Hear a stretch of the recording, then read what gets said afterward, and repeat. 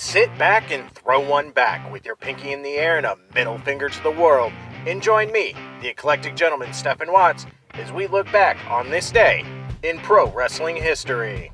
But before we do, put that drink down, like, share, and subscribe, and without further ado, let's get our wrestling history on. Ladies and gentlemen, boys and girls, children of all ages, it is September 13th, and we're going to start off as we always do on a positive note. That's right, these are your pro wrestling birthdays. 1978, Japanese legend Masato Shibata. 1981, the vivacious Angelina Love. And last but not least, 1984, the lone wolf, the heat magnet himself, Baron Corbin. Of course, on the flip side of that coin, your pro wrestling deaths for September 13th. 1974, legendary promoter, Jack Pfeffer.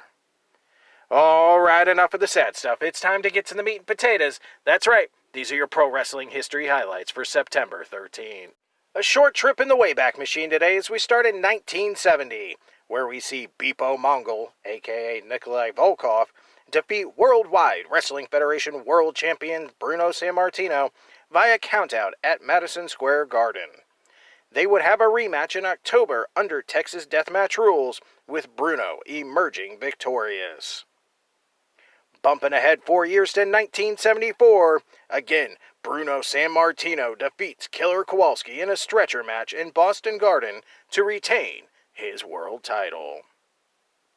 Grabbing my boombox and going to the 80s, 1985. Junkyard Dog won a 21-man battle royal in Landover, Maryland that included the British Bulldogs, the Hart Foundation, Roddy Piper, Big John Studd, King Kong Bundy, Blackjack Mulligan, Bobby Heenan, and others. Grabbing my flannel and going to the decade of grunge, 1996.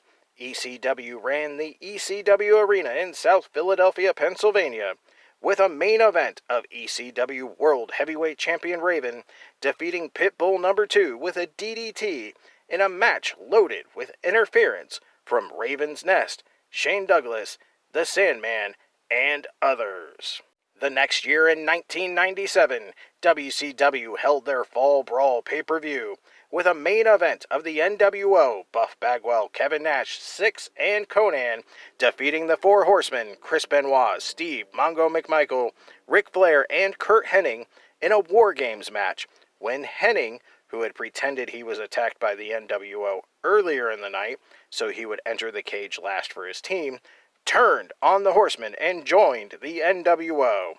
Benoit and McMichael were handcuffed to the cage, and the NWO slammed the cage door on Flair's head over and over until McMichael submitted for his team so they would stop hurting Ric Flair. And last but not least, 1999, at a taping of SmackDown in Las Vegas, Nevada, Vince McMahon defeats Triple H for the WWF World Heavyweight title with the help of Steve Austin, who hits the ring and gives Triple H a stunner, allowing a bloodied Vince McMahon to cover him for the pin.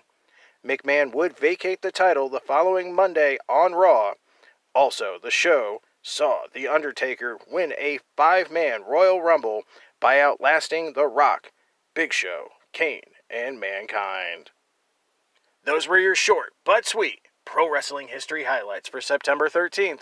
I'm the eclectic gentleman Stephen Watts, and we'll see you tomorrow.